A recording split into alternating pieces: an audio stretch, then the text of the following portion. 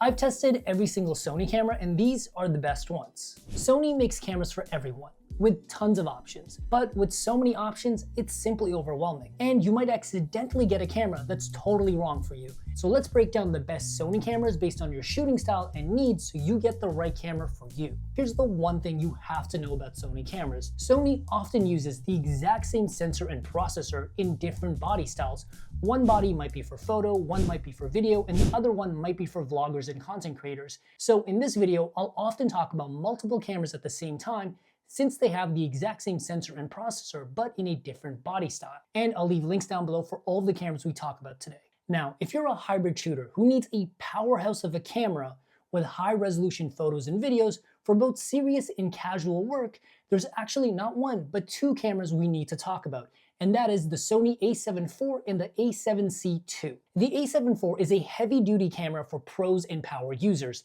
It has a high-resolution EVF and screen with tons of custom buttons and a large battery to support all-day usage. But the A7C II, on the other hand, is much smaller. It literally fits in the palm of your hands, making it extremely travel-friendly, but it does have a lower resolution AVF and screen on the back, and it only has two custom buttons. That said though, the A7C II is $500 cheaper for mostly the same specs, but in some ways it's also better. Both cameras feature an absolutely incredible 33 megapixel full frame sensor, which is also the highest resolution sensor you can get at this price point. And it delivers absolutely incredible detail.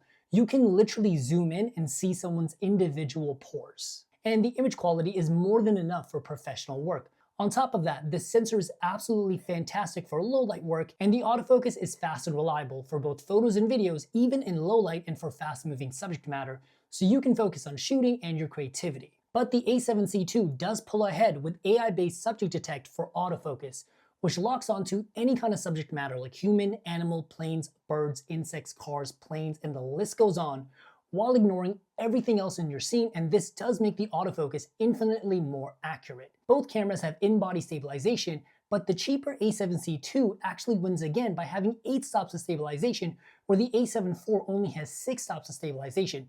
So the A7C II is better for handheld video and slow shutter photos, but the stabilization is really good in both cameras and you really can't go wrong. Now, when it comes to actually shooting photos, both cameras shoot at 11 frames per second, and there's not a huge difference between these two cameras in terms of speed. But the A7C II can only shoot 200 JPEGs in a row or 45 raw photos, where the A7 IV can actually do 800 JPEGs and 485 raw photos in a row, making it much better for someone that's doing long bursts of shooting. Now, when it comes to video, both cameras shoot 4K at 24 and 30 frames per second, but here's the kicker.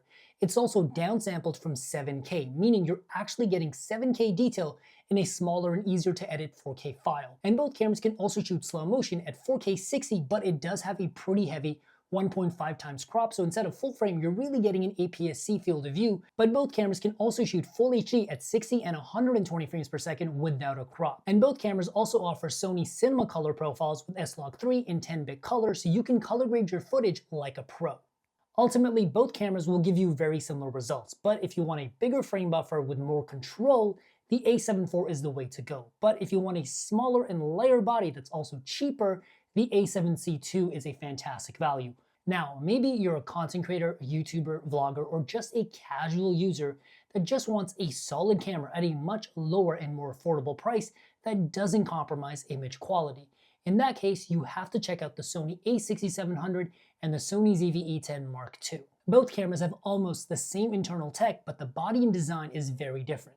The Sony A6700 is a hybrid photo and video camera built very similar to the A7C II, with the same viewfinder, customizable buttons, and everything else, but it's actually slightly smaller and lighter. And the ZV-E1 Mark II, on the other hand, which I just so happen to have, is a super small and tiny vlogging camera. It is about $500 cheaper than the A6700, but it doesn't have a viewfinder. Instead, it has a built-in 3-capsule microphone for very solid audio, and the button layout is made super simple for beginners and content creators. Both cameras actually have the same sensor as the Sony FX3, which is a full-blown cinema camera.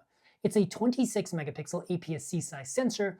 It's sharp, detailed, and fantastic in low light, thanks to a dual native ISO of 800 and 2500 for video and S-Log3. and you can get very clean results up to 6400 ISO. Both cameras have very fast and accurate autofocus, but the A6700 does have a dedicated AI chip that makes it better for subject tracking. Even though the ZV-E10 doesn't have the dedicated AI chip, it does have the same subject tracking algorithms, so unless you're really pushing the autofocus, you may not notice a difference. And when it comes to stabilization, the A6700 is also better.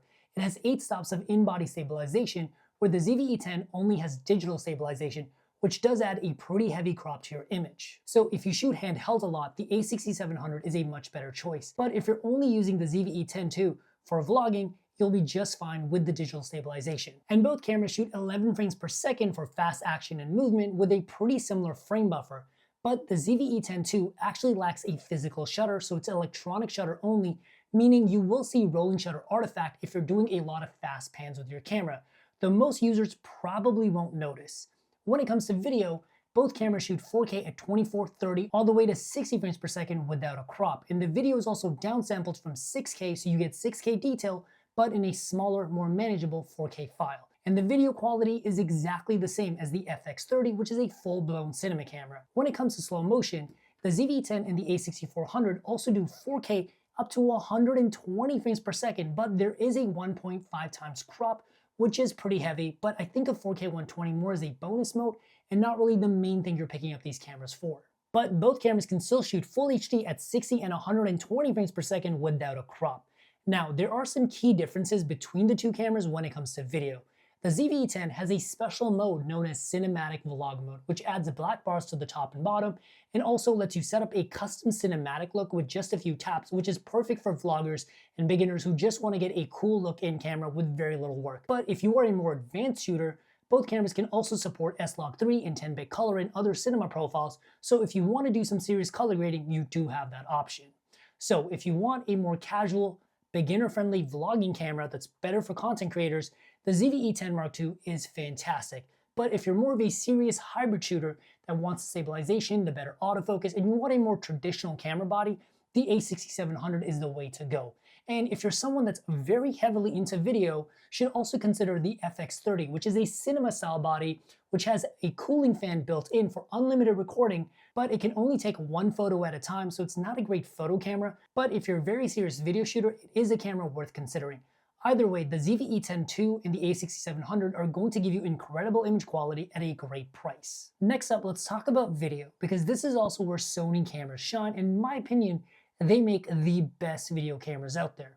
So let's talk about the A7S III, the FX3, and the Sony ZV-E1. The A7S III is a traditional photo style body that's pretty similar to the A7 IV, with a nice beefy grip, custom buttons, and a high-res screen and EVF. The FX3, however, is a dedicated cinema body with a built-in cooling fan for unlimited recording and a cinema-style button layout. On top of that, it also comes with an audio top handle. But my personal favorite camera of these three is the Sony ZV-E1. It gives you the exact same quality as the FX3 and the A7S III, but in a tiny vlog-friendly body similar to the ZV-E10 II, but it's half the price of the FX3 and the A7S III. And all three cameras have the same 12 megapixel full frame sensor, and this is the same sensor that's also in the big boy FX6. And this camera has been used on countless Netflix documentaries and even some Hollywood movies. Now, 12 megapixels isn't great for photos, so if you need high resolution stills, this isn't the camera for you.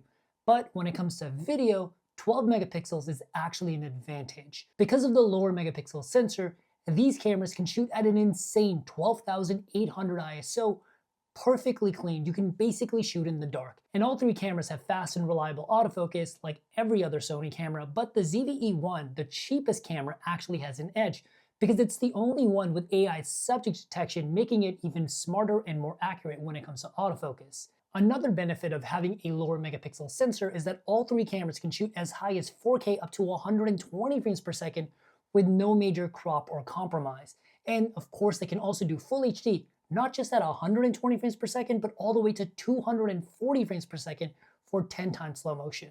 So whether you're shooting sports, music video, wildlife, these cameras can pretty much handle it all. And all three cameras have Sony cinema profiles with S-Log3 and 10-bit color for pro level color grading. But the ZV-E1, the cheapest camera, can also do cinematic vlog mode. With one tap, you can actually set up your own custom cinematic look, which is perfect for beginners and content creators. But one thing that really separates these cameras is that the A7S III and the FX3 can also record 12-bit ProRes RAW via an external recorder like the Atomos Ninja 5. The ZV-E1, the cheapest camera, unfortunately does not have any sort of RAW, but the internal recording on all three cameras are exactly the same. And it's also pretty easy to figure out which one is right for you. The FX3 is a cinema camera, so if you're going to need that audio top handle or the built-in fan for long record sessions, the FX3 is the way to go. If you're a hybrid shooter, the A7S III is a no-brainer. And if you're a vlogger or content creator or someone that just wants the quality of the FX3 and A7S III for half the price in a smaller body, the ZV-E1 is definitely the way to go. But no matter which one you pick, you're getting one of Sony's best video cameras. Now, if you want the most powerful camera from Sony with all of the best specs, unfortunately, that's a $10,000 Sony A9 III or A1 II kit. And as incredible as those cameras are, and I'm lucky enough to have used them, most of us are not dropping $10,000 on a camera unless we're doing high-end work, and if you are, you're not watching this video. So let's talk about some more realistic options. You guys should check out the Sony A7R V and the Sony A7C R, which give you amazing performance but will not wreck your bank accounts. And as you might have guessed, the A7R V is a beefy pro style body, but it does have a unique screen design that is both a tilt screen and a side articulating screen, and the screen is also very high resolution and very bright. And the A7C R is about $1,000 cheaper, and it is missing some of the features from the A7R V, but it's cheaper and in a smaller body. Now, the sensor in this camera is going to blow you away. It's a 60 megapixel full frame sensor, which is just unreal in terms of details. You can literally zoom in and see someone's eyelashes. And both cameras have Sony's latest autofocusing system with AI subject detect, and they both have 8 stops of in-body stabilization, which is fantastic for handheld. But when it comes to actually shooting photos and videos, the two cameras are really different. The A7R V can shoot 10 frames per second, which is actually really impressive considering it's a 60 megapixel sensor, and the A7C R is slightly slower at 8 frames per second.